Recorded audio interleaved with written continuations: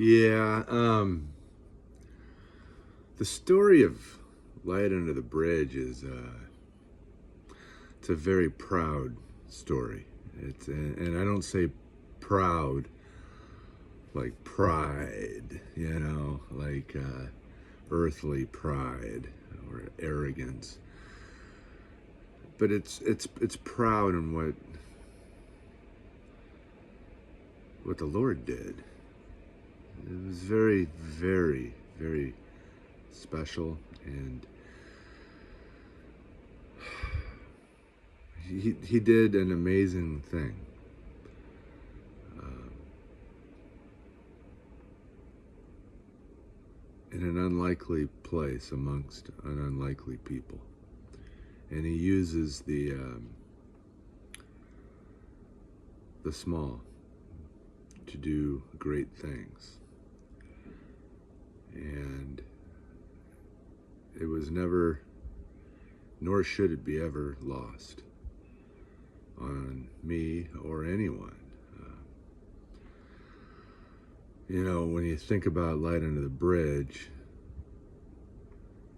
when I think about Light Under the Bridge, it transcends, um, what me and my wife at the time and John Muir and Kathleen McKenzie were able to do through the Lord under the bridges of Seattle, and then eventually the seed that was planted in Bradenton. That, unfortunately, for a seed to sprout, seed has to die, but out of the death of the seed blooms many flowers, and or a tree that gives off much fruit. Many ways to, look at that. But if you're going to tell the story of Light Under the Bridge, I mean, you really got to go back, to David Wilkerson.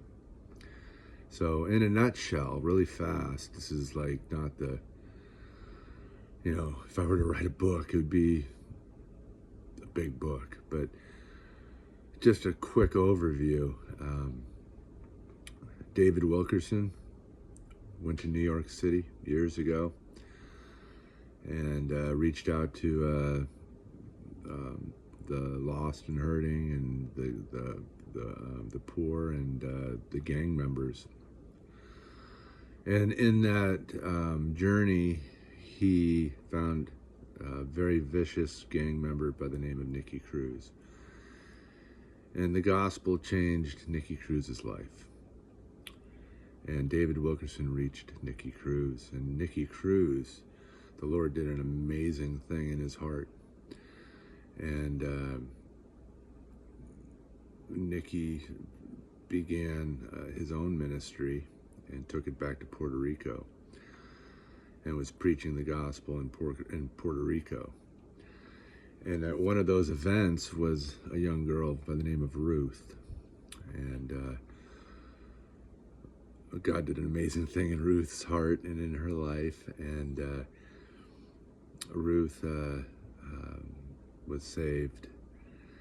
And you fast forward many years, and she came to live with us when we lived in Bradenton. And as a nanny, sort of. And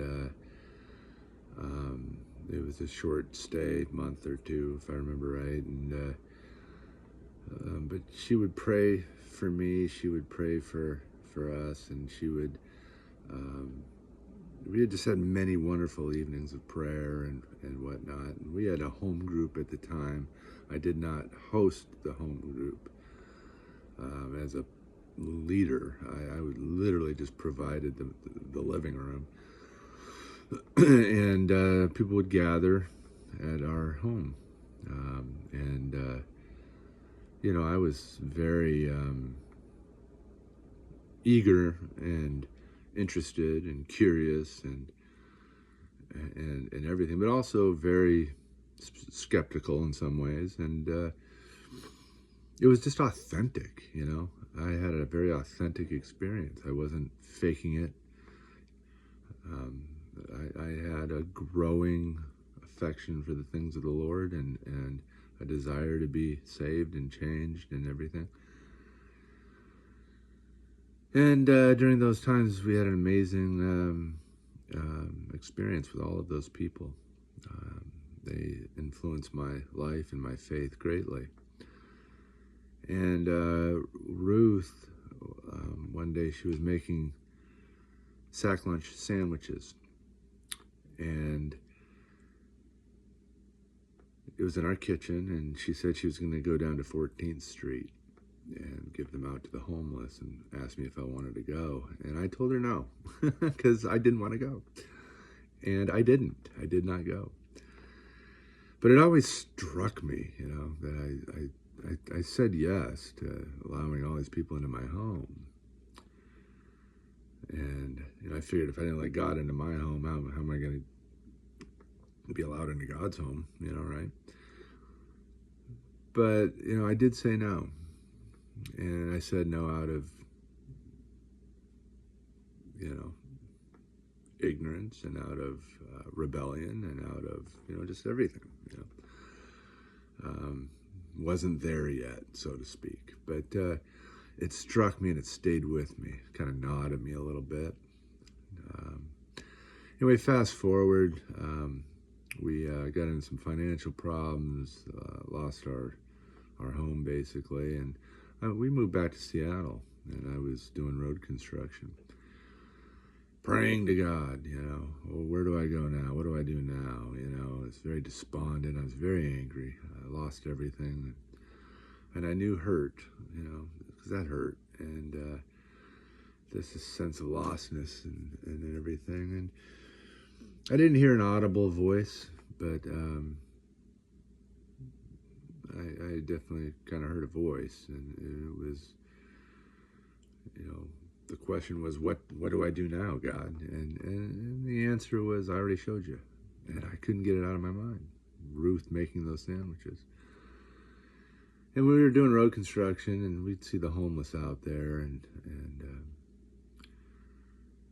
I just decided, I wanted to make some sandwiches and give them out to the homeless.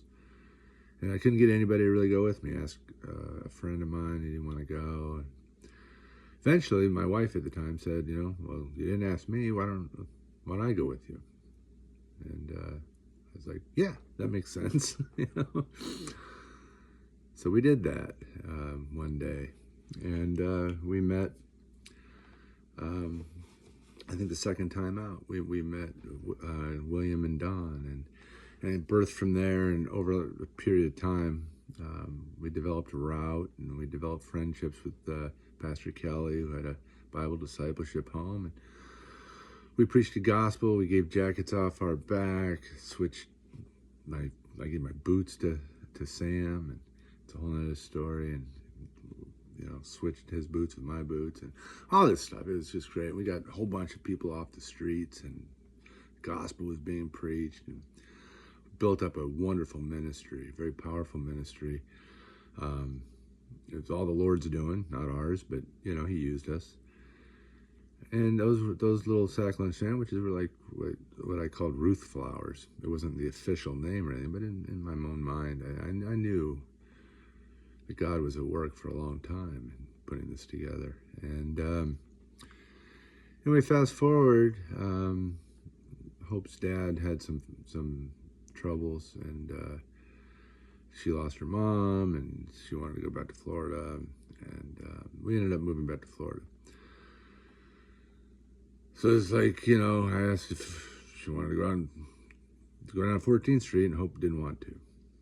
I went out by myself, but it wasn't the same. It's a little bit kind of like, what do we do now? And we decided, maybe it's time we take a bigger step forward, and decided to do like what Pastor Kelly was doing, and have Light Under the Bridge kind of morph into not just an outreach, but into what we called Lighthouse. Light Under the Bridge Lighthouse program. And we had a Bible discipleship home, and we're going to build a church, and the church would Eventually have, a woman's house, men's house. Eventually have different outreaches. I kind of had a book about that thick. I can only get to about that much of it at the time, but I had a big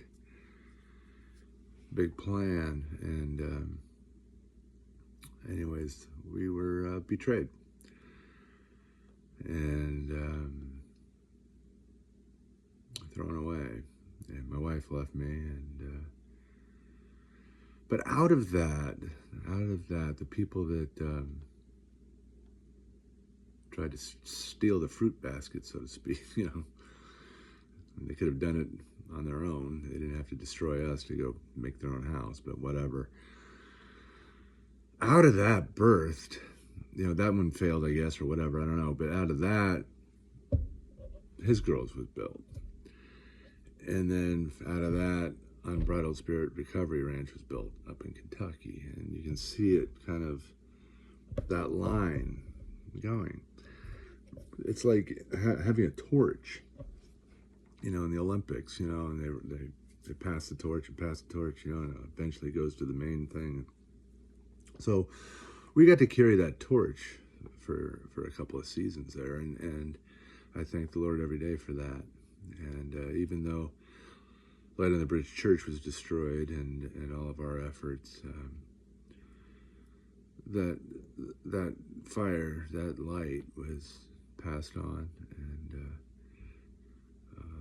they may have knocked it out of our hands and stole it and ran off with it, but the Lord kept working. And maybe it was His plan all along. But so, like I said, when you go from the beginning, so to speak, it goes David Wilkerson to Nikki Cruz to Ruth to me and my former wife, John and Kathleen, in Seattle, to me and my former wife, and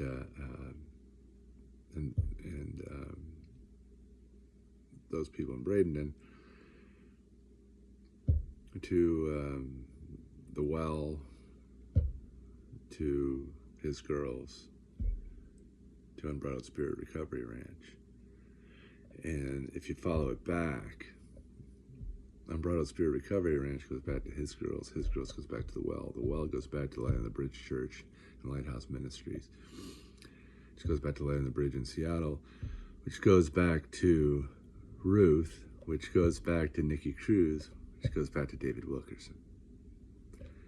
And then eventually, looking back further, it goes back to whoever told David Wilkerson about the Lord.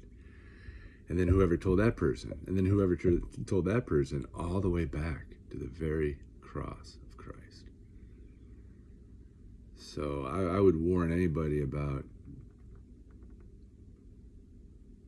disparaging the role that Light on the Bridge had in the story, because God used Light on the Bridge mightily. And there are many testimonies in Seattle and in Bradenton.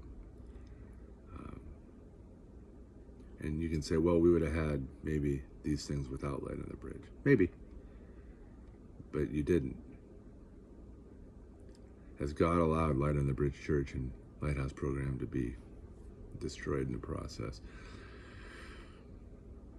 It was a seed that produced much fruit going forward. And you can't claim the fruit without the seed.